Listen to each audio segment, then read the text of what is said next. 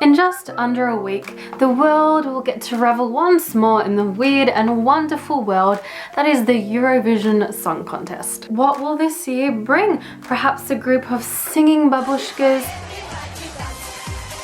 Maybe some dancing tinfoil people? Or some soulful ballads?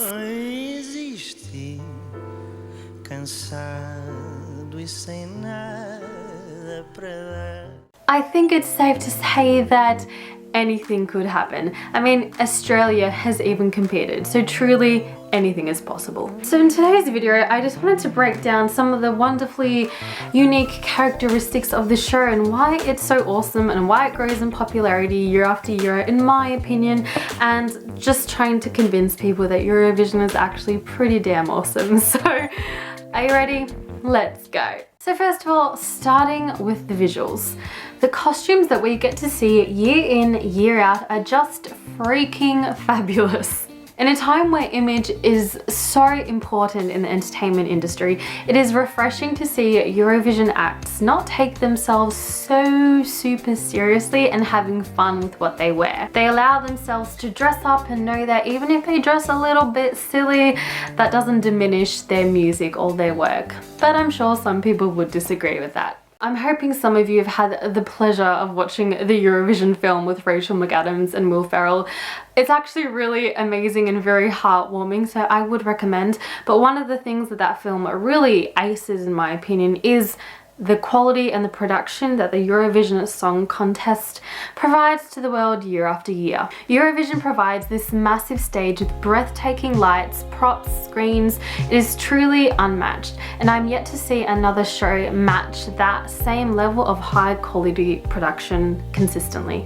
So if we take a moment to look at shows like American Idol, X Factor, all those kind of shows, there seems to be a certain age group, a certain demographic, a certain type of person that usually makes their way through those kind of shows. I mean, there's always an exception to the rule, but usually they're quite young people, because I feel like they're trying to make the next pop star, because money. Everything revolves around money, doesn't it? And a really amazing, cool thing with Eurovision is that the contestants are just as diverse as the world we live in. We had a group of babushkas in their 70s. We had Conchita Wurst, who describes himself as a drag queen, winning the competition in 2014. And can we just take a moment to appreciate that song?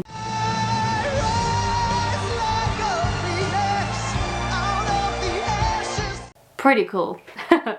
So I didn't know about this until I did the research for this video, but way back in 1988 we had a contestant called Dana International, a transgender woman, and there's something just very refreshing that such a global contest, that its mission is to unite Europe, actually really represents the world that we live in. And I think that it actually benefits the world, being able to see all people from all walks of life perform, and I just think that's awesome. Okay, so when you go to Google and you type in why is Eurovision ... the first few options are, why is Eurovision so bad? Why is Eurovision so weird? And I am here to defend Eurovision from these questions. Now, in all seriousness, I can understand why so many people would think that Eurovision is weird and a bit odd and a bit different, because it really doesn't fit the cookie cutter mold of so many other shows around the world, and it is quite unique in the things I've just mentioned. In addition as well, the voting system is very different, and I think having such diverse participants and contestants and allowing them to express themselves in the way they want, through their clothing, through even the music is quite different to Western music. I think it just embraces the uniqueness of everyone and embraces the weirdness. I mean, we're all a little bit weird, okay? It's all right. And I just think being a little bit weird it's okay, it's fine. We're all a little bit weird, and I love that that is kind of accepted on such a global scale. If you've never watched Eurovision before, you may not know that Eurovision is broadcast live to, I think, most countries in the world. And of course, anything that is broadcast live means that there's going to be a lot of awkward moments, and I think awkwardness in Eurovision is also a defining characteristic of this contest, because I assure you there have been many through the years. Whether that be someone gate crashing the performance, whether that be a commentator fumbling or awkwardly interviewing someone, you kind of have all these moments that are going to pretty much happen every year, and it kind of really just adds to the entertainment when you're watching it live. Although I have never had the pleasure to really watch it live because I live in Australia, but you know, rewatching it is still quite awkward and funny to see these moments, and does add to the Eurovision watching experience. 12 points go to Bosnia and Herzegovina. So a few years back, when it was decided that Australia would perform on Eurovision, I was pretty excited about this because I have watched this show, not religiously, but I watched it growing up, and I have spent, you know, a lot of time watching it and enjoying the weird moments.